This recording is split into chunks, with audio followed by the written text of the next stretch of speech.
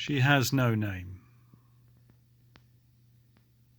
She had a name, but it was of little importance, certainly not critical to report.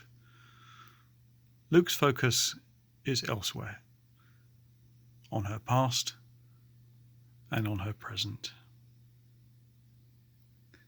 She was a woman who had lived a sinful life, notorious no less.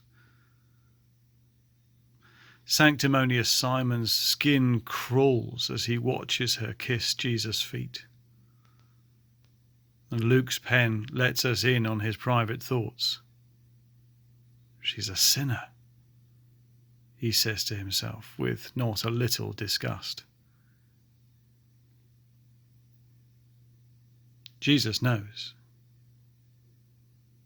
He knows too what Simon is thinking. He knows the truth of the accusation. Later he will even refer himself to the woman's many sins. But he also knows that this woman's presence will allow him to teach Simon an important lesson.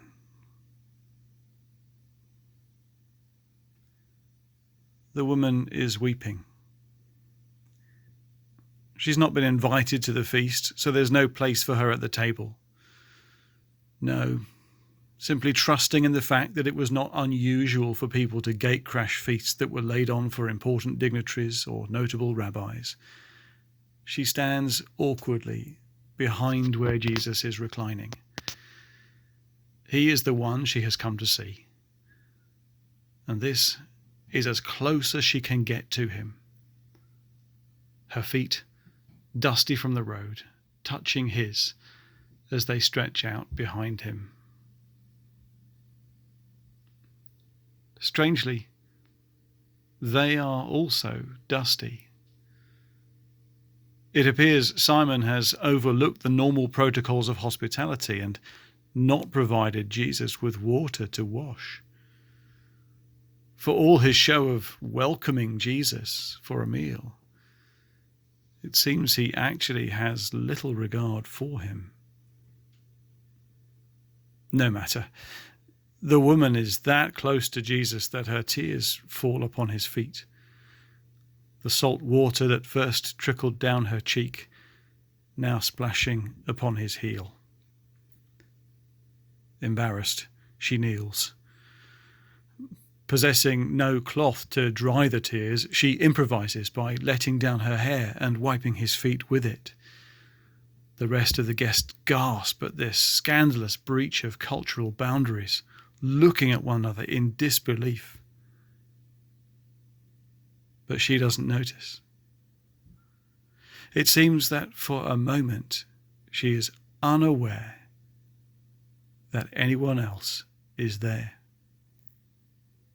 It is just her and Jesus. She bends further forward and kisses his feet in a show of affection that has the invited diners goggle-eyed and tongue-tied.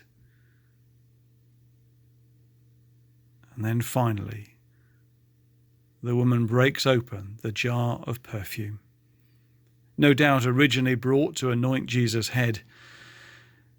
She pours it on his feet. The whole bottle. Well, once open, there was no way of resealing it. Jesus explains to the gathered guests. Her show of affection flows from a heart that has been forgiven. Her offences were many, but are now all pardoned. And her response of abundant love is reasonable, rational, sensible, and right. Her tears were tears of joy, flowing freely at the sight of the one who had brought her peace with God.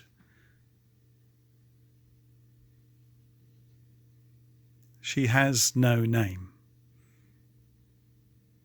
But this is of little importance. Despite her questionable past, she is a child of God, forgiven in Christ Jesus and living the abundant life of the kingdom. May our lives truly reflect the love we have been shown in the one who shed his blood for the forgiveness of sins.